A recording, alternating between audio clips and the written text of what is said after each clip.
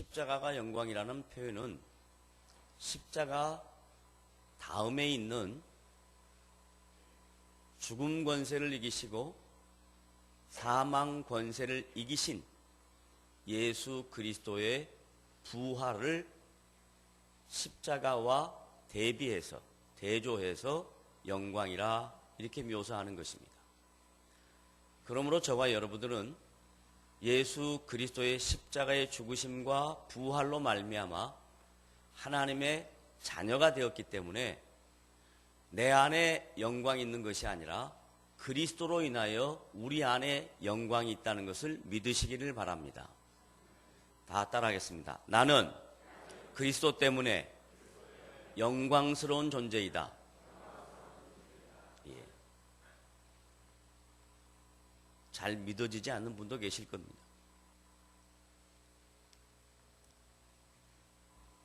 영광이라는 개념을 자기로부터 찾으려고 하면 상식적으로나 이성적으로 납득되지도 않고 용납이 되지 않습니다. 그러나 영광을 자기로부터 찾는 것이 아니라 나를 대신하여 나의 죄를 대신하여 십자가에 죽으신 하나님의 사랑과 은혜로부터 출발하면 그 영광이라는 표현이 믿어지게 되고 그리고 그것을 신앙으로 고백할 수 있는 근거가 됩니다. 오늘 찬양대가 부른 찬양은 고난주간을 기념해서 부른 찬양입니다. 저희 교회는 교회력에 대하여 별 의미를 부여하지 않습니다. 그래서 고난주간이라 해서 그 주간에만 고난을 당하고 또 고난주간이 아니면 고난과 전혀 관계없는 삶을 사는 것이 아니라 성도가 신자답게 이 세상에서 살아가는 것은 고난주간에만 겪는 고난이 아니라 성도의 삶은 이 땅에서의 삶은 고난일 수밖에 없다 하는 것이 성경의 가르침입니다. 그래서 우리는 비록 고난 가운데 살고 있지만 그 부활의 영광을 소망하며 살고 있기 때문에 이 고난을 고난으로 이해하지 않습니다. 고난 중에 주님의 법도 율례를 배우고 하나님의 뜻을 깨닫습니다. 그리고 하나님이 우리에게 허락하시는 고난은 의미가 없는 것이 아니라 각자 인생의 삶 속에 다양한 어려움들이 있는 고통이 있다면 그것은 우리 각자에게 주신 하나님께서 우리를 향한 또 다른 사랑의 표현입니다. 고난이 없으면 우리는 그릇 행할 수밖에 없습니다. 어려움이 없으면 우리는 우리 마음대로 살 수밖에 없는 인간의 죄성과 본성을 갖고 있습니다. 그러나 여러분 각자의 인생 속에 서로 다른 고난의 내용이 있다 할지라도 그것은 하나님이 여러분을 사랑하지 않는 근거가 아니라 그 고난을 통해서 하나님의 사랑을 더 깨닫고 하나님이 나를 향하여 갖고 계신 그분의 계획을 깊이 알게 되는 과정을 고난이라 하는 것입니다. 그러므로 고난 주간에만 고난을 생각하지 말고 여러분 각자의 성도로서 살아가는 인생은 고난의 삶이라 할지라도 그 고난의 삶에 여러분 혼자 버려두시는 것이 아니라 성령님께서 여러분과 함께 하시고 그 고난을 통해서 하나님의 뜻을 배우게 하고 하나님의 마음을 깨닫게 하는 과정이라는 것을 인식하셔서 고난이 여러분 각자에게 유익한 것인 것을 믿으시기를 바랍니다. 따라하겠습니다. 고난은 나에게 유익이다. 왜냐하면 고난당하지 않으면 오늘 우리가 시편 119편 65절부터 72절 교독을 했습니다마는 다윗이 하나님께서 세우신 왕입니다. 그리고 이스라엘 역사 속에 가장 위대한 왕이라 해도 과언이 아닙니다. 그런데 이런 다윗이 자기의 인생살이에 다양한 고난을 당했습니다. 그 고난의 내용을 정리하면 가정 안에서 겪는 고난입니다. 그 가정 안에서 겪는 고난이 곧 장인도 아버지와 같은 분인데 장인과 사이와의 갈등을 갖습니다. 그건 누가 더 큰 힘을 갖고 있는가? 누가 더 대단한 사람인가? 하는 비교의식 속에서 생겨진 갈등입니다. 그 비교의식 속에서 생겨진 갈등은 곧 자신의 삶의 고난이라는 모습으로 다가왔습니다. 장인이 사해인 다윗을 미워합니다. 그리고 어떻게 해서든지 그의 생명을 해하려고 합니다. 여러분, 그럴 때 여러분 자신이 만약에 다윗과 같은 상황이었다면 여러분은 어떻게 생각하십니까? 자기를 지키기 위해서 장인을 먼저 없애고 싶은 마음이 들지 않겠습니까? 모든 인간은 자기를 보호하기 원하는 본능이 있습니다. 다윗은 그런 처참한 상황에 그리고 극심한 고통의 상황에 고난의 상황에 빠졌습니다. 그런데 그 처참하고 극심하고 고통스러운 상황 속에서 하나님의 뜻을 발견합니다. 하나님을 알아갑니다. 그러니까 고난이 자기에게 있는 삶의 아픔과 문제가 결국은 나쁜 것이 아니라 자기에게 유익한 것이라는 것을 깨닫게 되었습니다.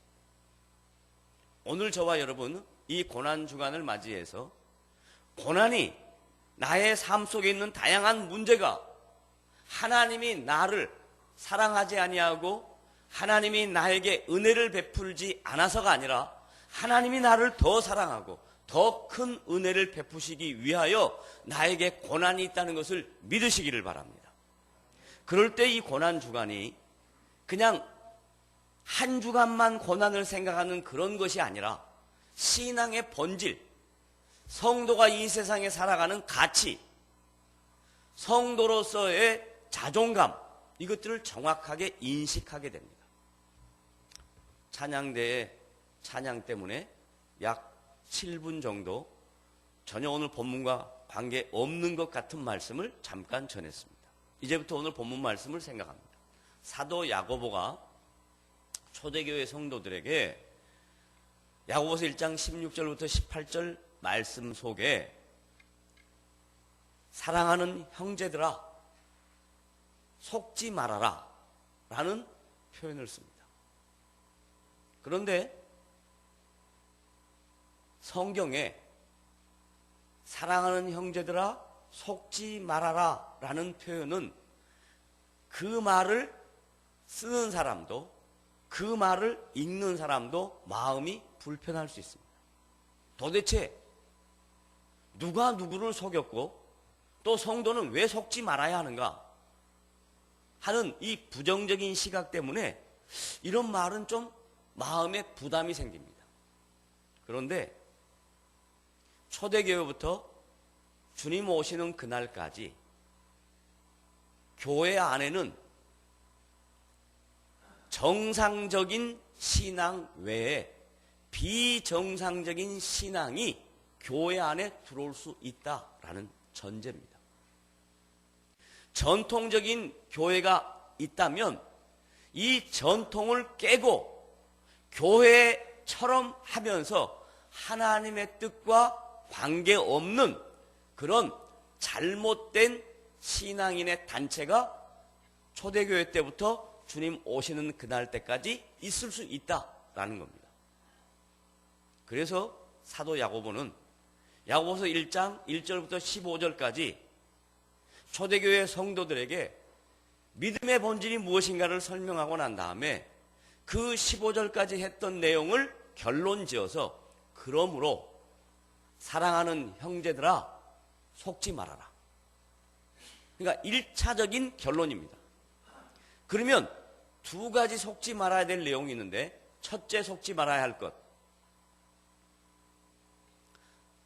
사람에 대한 인간의 본질에 대하여 속지 말아라 라는 얘기입니다.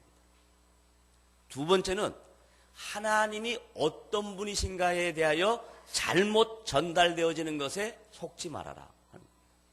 첫째, 사람의 본질에 대하여 속지 말아라. 이 말은 사람은 동서고금을 막론하고 동양과 서양과 옛날과 지금과 관계없이 사람은 아담의 범죄로 인하여 하나님의 은혜가 아니면, 하나님의 사랑이 아니면 짐승만도 못하다. 이게 성경의 표현입니다. 그런데 하나님의 은혜와 하나님의 사랑이 있어서 우리가 윤리적으로 도덕적으로 올바른 사람인 것이 아니라 하나님의 은혜와 사랑 때문에 우리 안에 있는 이 죄성의 문제, 인간의 본질의 문제를 하나님이 용서해 주셨다. 그런데도 불구하고 예수를 믿고 교회를 다니고 하나님의 자녀가 돼도 우리 안에 이 죄성은 한순간에 사라지지 않는다. 그 죄성의 가장 중요한 특징이 뭐냐? 욕심이다, 욕심. 인간 안에는 전부 다 이 욕심 덩어리로 살아가고 있다. 그런데 교회 안에 잘못된 신앙을 가르치는 사람들이 예수를 믿고 나면 너는 욕심이 하나도 없다. 잘못하지 않는다. 너는 완전한 사람이다. 이렇게 잘못 가르치는 사람들이 있으니 속지 말아라.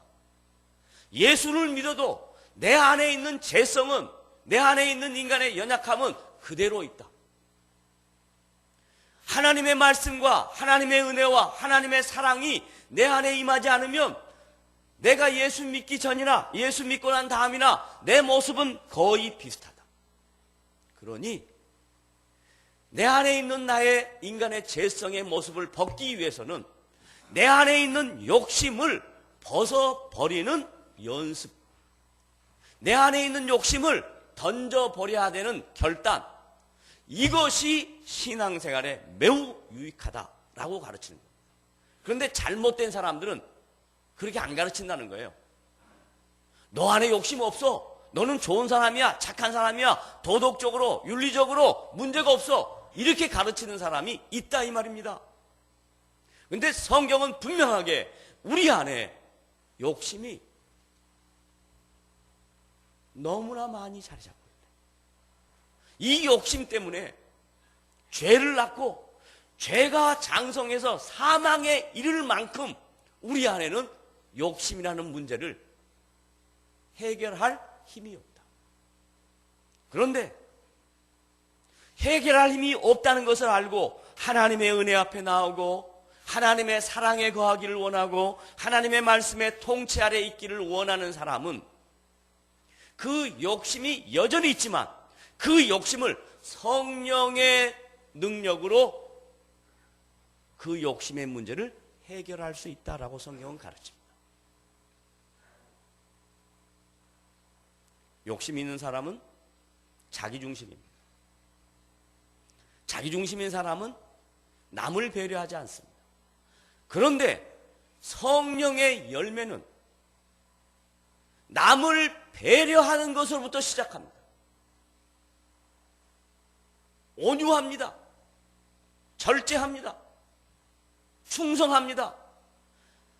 자기만 생각하고 이기적인 사람은 절대로 온유할 수가 없습니다. 이게 인간의 욕심입니다. 그런데 이 인간의 욕심을 해결할 수 있는 유일한 방법은 하나님의 영이 내 안에 거하시니까 그 하나님의 영이신 성령의 말씀에 순종하고 내가 나보다도 남을 생각해야 되겠다라는 마음이 생기면 온유한 마음이 생깁니다. 자비한 마음이 생깁니다. 양선해집니다. 여기에 속지 말아라 하는 게 첫 번째 사도 야고보가 초대교회 성도들에게 주시는 말씀이고 오늘 제가 여러분에게 드리는 말씀입니다. 인간은 누구나 다 실수할 수 있고 인간은 누구나 다 이 욕심이라는 문제 때문에 하나님의 뜻을 거스리고 싶은 인간적인 욕구가 내 안에 있다라는 걸 전제하라 이 말이에요.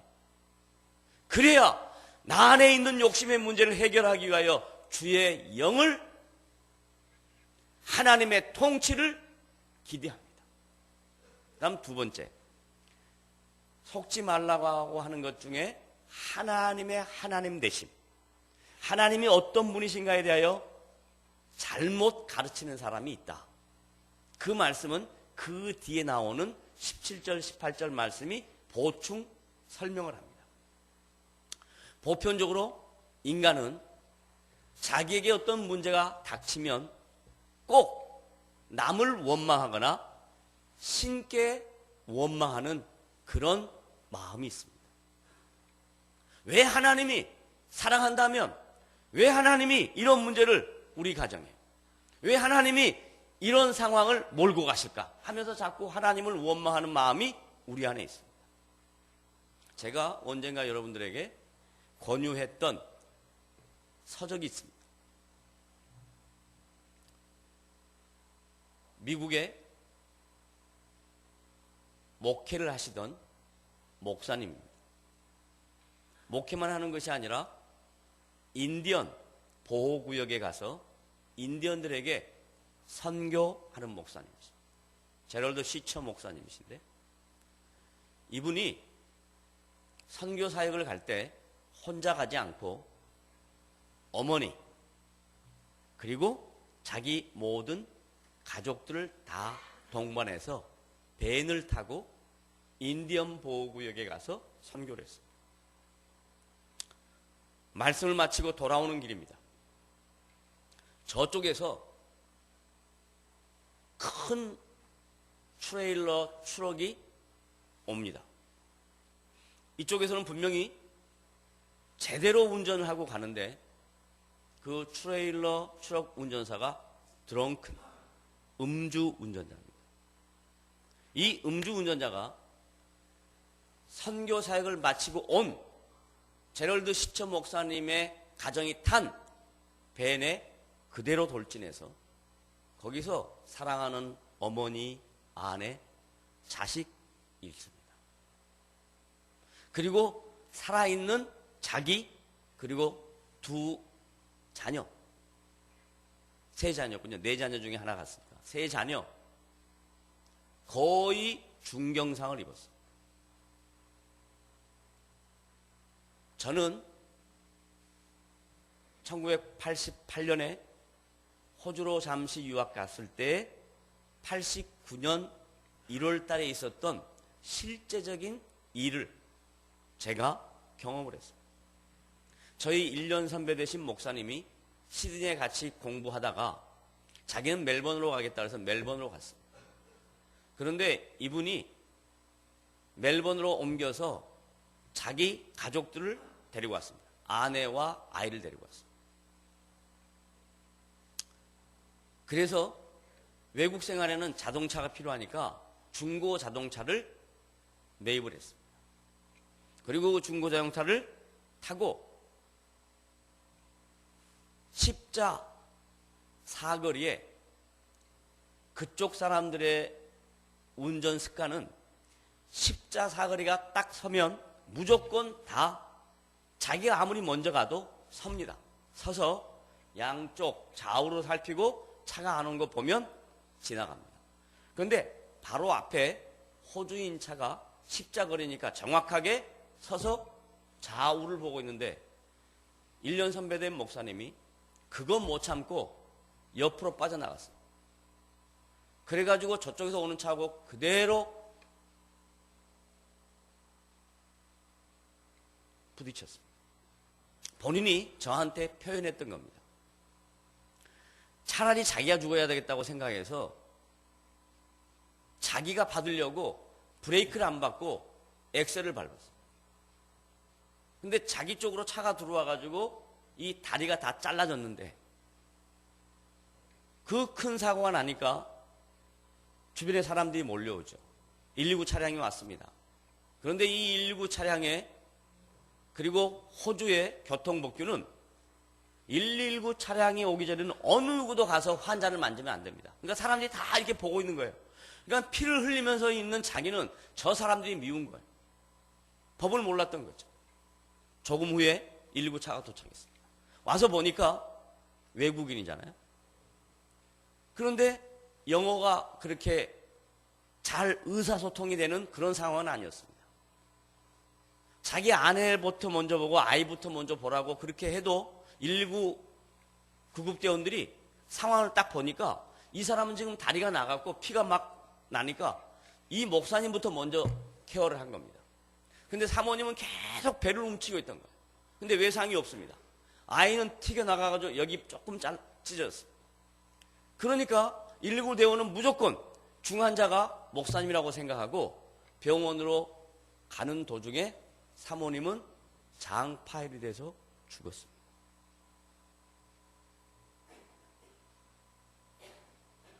그 사건이 났다고 저한테 병원에서 연락이 왔는데 바로 10시간 정도 되는 그 거리, 기차로 10시간입니다.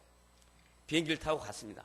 갔더니 목사님이 거의 정신이 나갔어요.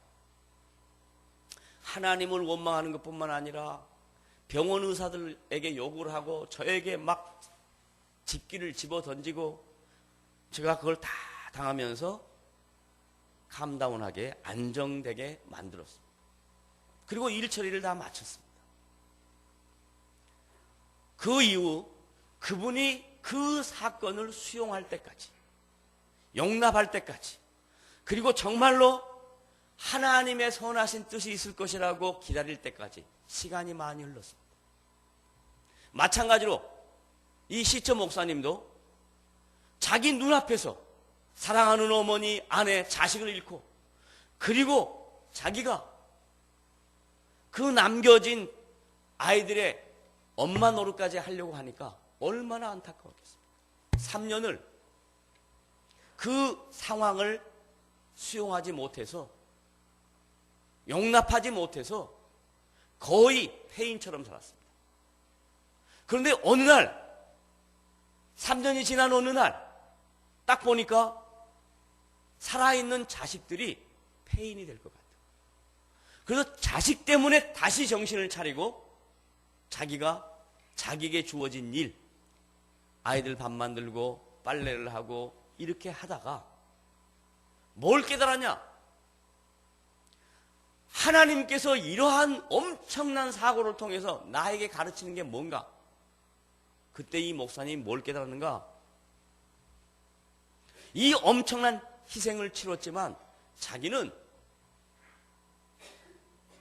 빨래하고 아이들을 돌보는 일, 이건 하찮은 일로 생각합니다. 이건 별 의미가 없는 일이라고 생각했습니다. 그러나 그 하찮은 일을 하나님이 오늘 나에게 맡겼다 하는 것을 깨닫기 시작했습니다. 그래서 자기에게 주어진 현재의 일을 최선을 다하다 보니까 하나님의 마음을 알게 됐습니다. 하나님의 계획을 알게 되었습니다. 그래서 지금 이분이 그런 사건을 치르고 난 다음, 그런 아픔과 고통을 겪고 난 다음 미국 교회를 향하여 정말 진지한 하나님의 뜻을 가르치는 훌륭한 목사님으로 섰습니다. 여러분은 그런 상황이 닥치면 하나님께 원망할 수 있습니다. 그분도 그런 과정을 거쳤습니다. 저희 선배님도 그런 과정을 거쳤습니다. 그러나 성경에서 말하는 하나님은 절대로 어떤 상황도 의도적으로 우리에게 나쁜 길로 인도하시는 분이 아니라는 것을 성경에서 증언합니다. 그런데 잘못된 신앙인들은 우리 인생 속에 문제가 생기면 너가 뭘 잘못했거나 아니면 저 신에 문제가 있다라고 그 두 가지를 속습니다. 그걸 사도 야고보가 속지 말아라. 그렇게. 첫째는 자기 자신에 대하여 내가 얼마나 연약한 존재인가 알아라. 두 번째, 하나님은 지금 내가 이해가 되지 않아도 하나님의 선하신 뜻은 절대로 변하지 않는다 라고 하면서 뭐라고 이야기하냐?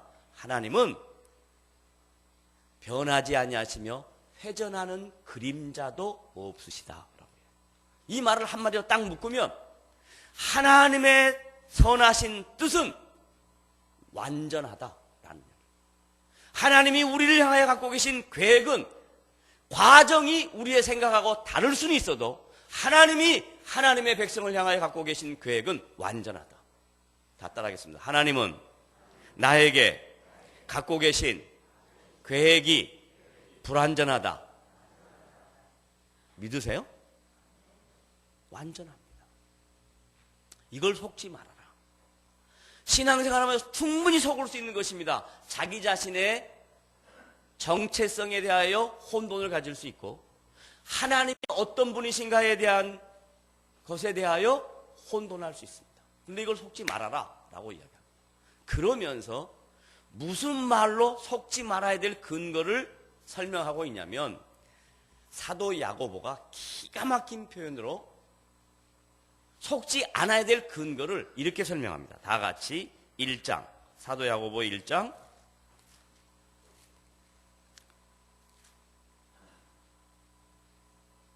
18절 다 같이 읽습니다. 시작.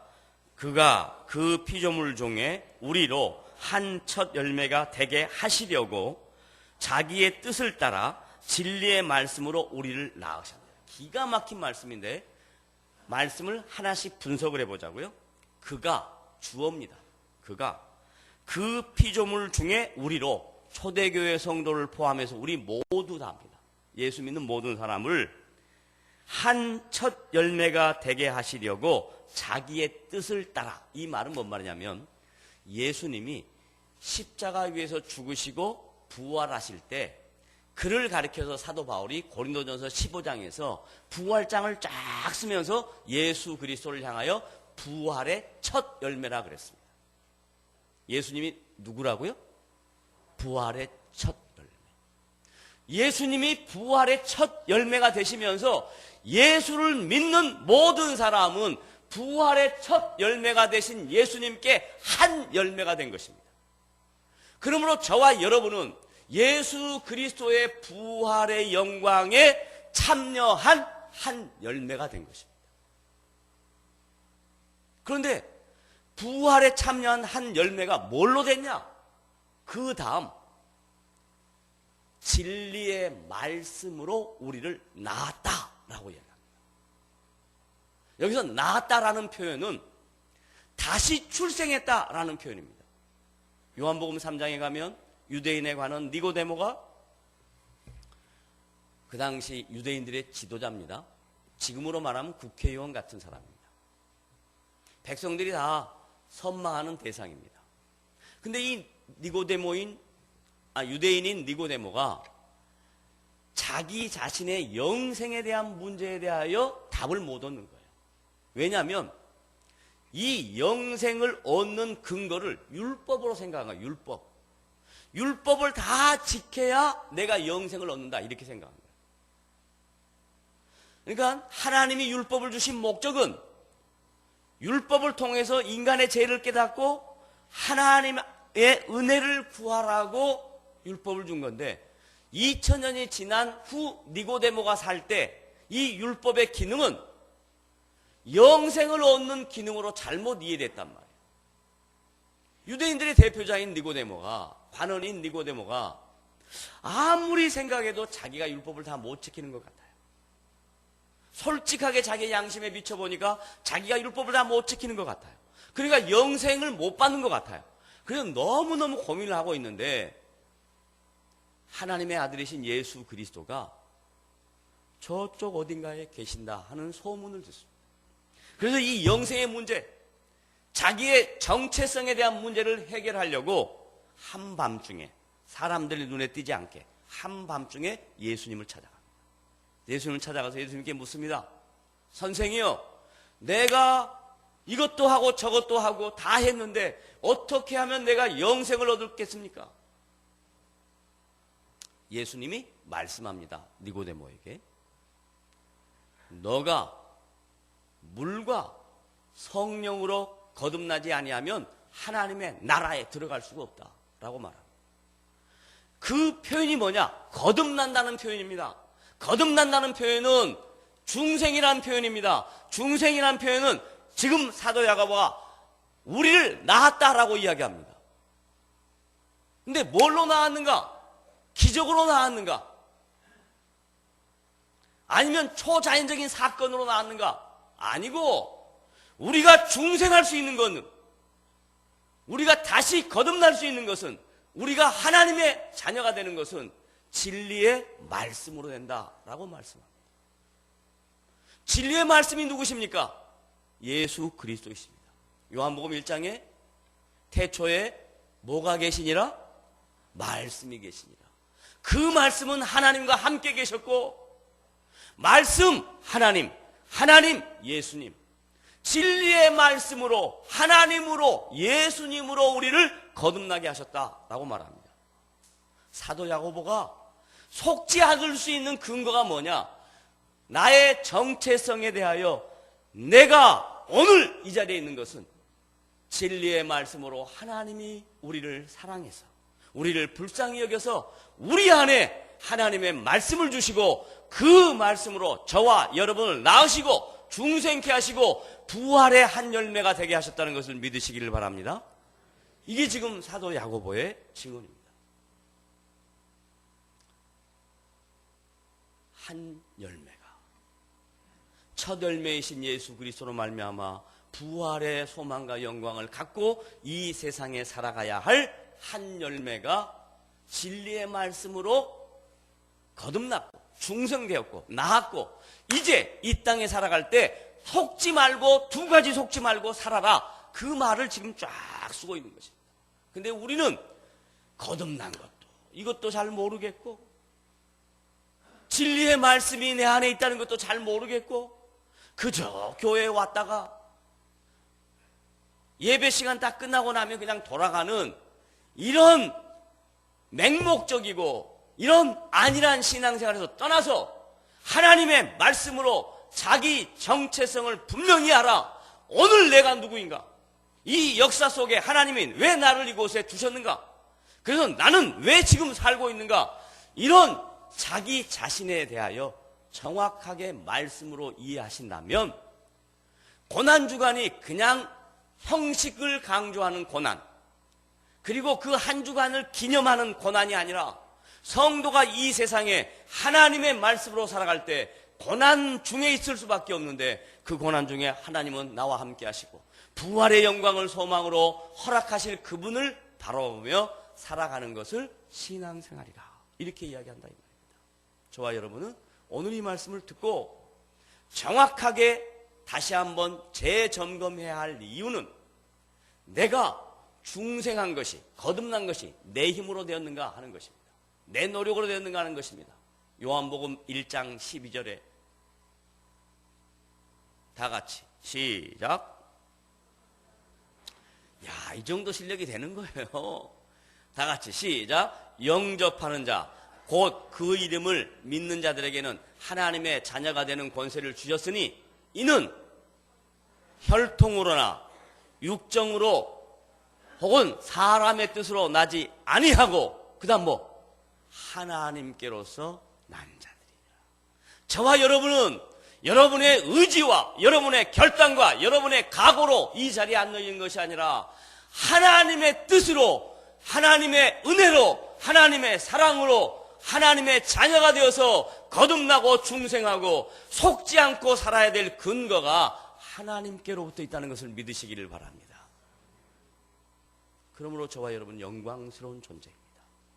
이 영광스러운 이 존재를 하찮은 일들로 인하여 놓쳐버리는 그런 아픔과 그런 연약함의 실수를 반복하지 말고 내가 누구인가를 정확하게 알고 났다면 이제부터 여러분에게 주어진 인생 사리사리 살아갈 때 혹 고난이 오고 어려운 일이 닥친다 할지라도 절대 낙심하거나 좌절하지 마시고 이 고난 다음에 하나님이 내 삶 속에 주실 부활의 영광, 다른 말로 말하면 고난 뒤에 다가오는 새로운 기회에 눈을 여셔서 여러분의 인생이 비록 힘들고 어렵다 할지라도 그 힘들고 어려운 인생만 바라보지 말고 그 뒤에 숨어 계시는 하나님의 선하신 뜻을 발견하여 여러분 각자에게 주어진 삶을 성실하게 살아가는 복된 성도들 되시기를 주님의 이름으로 부탁을 드립니다. 기도하겠습니다.